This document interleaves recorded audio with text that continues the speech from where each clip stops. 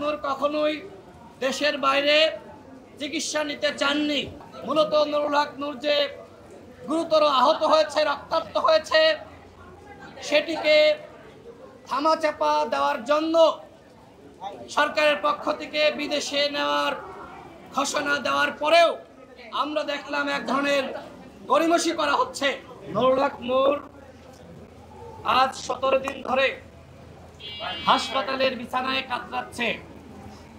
আজকে তিনি রিলিজ দিতে চেয়েছিলেন। এর কারণ হলো এই দীর্ঘ সময় হাসপাতালে তিনি এক ধরনের অস্থিরতার মধ্যে আছেন।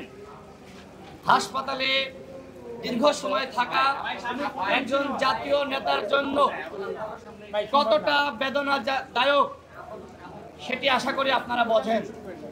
নুরুল হক নূর তিনি নিজেই বলেছিলেন যে তিনি আজকে রিলিজ নেবেন, কিন্তু কয়েকটি পরীক্ষা নিরীক্ষা শেষে ডাক্তারদের পক্ষ থেকে জানানো হয়েছে আপনার এখনো রিলিজ নেওয়ার সময় হয়নি। এখনো পর্যন্ত নুরুল হক নূরের নাকের হাড় ভাঙ্গা, চোয়াল ভাঙ্গা, তার মাড়িতে আঘাত লেগেছে, যে কারণে তিনি শক্ত কোনো খাবার খেতে পারছেন না। তার মাথায়ও আঘাত লেগেছে।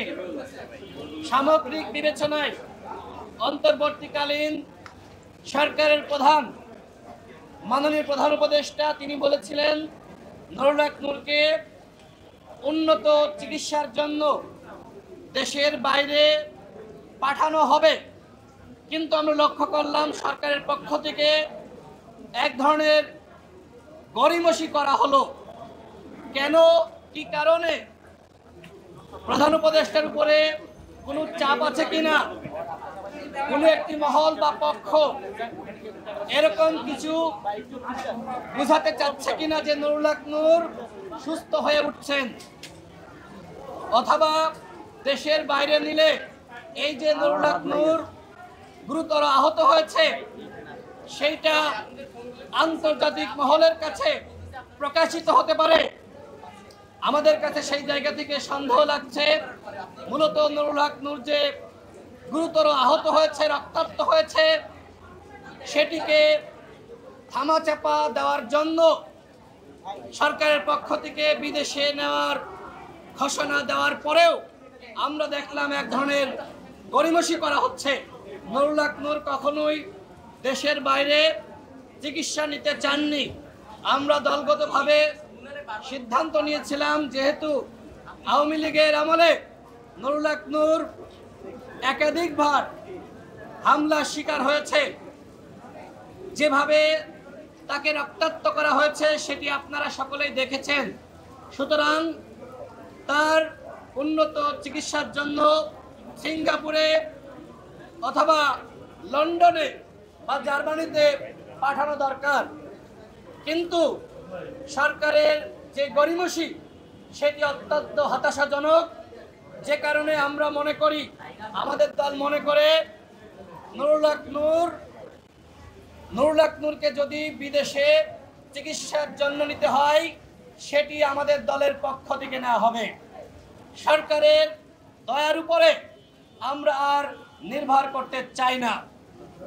আমরা সরকারের এই ঘোষণাকে, নুরুল হক নূরকে সরকারের পক্ষ থেকে উন্নত চিকিৎসার জন্য বিদেশে নেওয়ার যে ঘোষণা দেওয়া হয়েছিল সেই ঘোষণাকে আমরা প্রত্যাখ্যান করছি।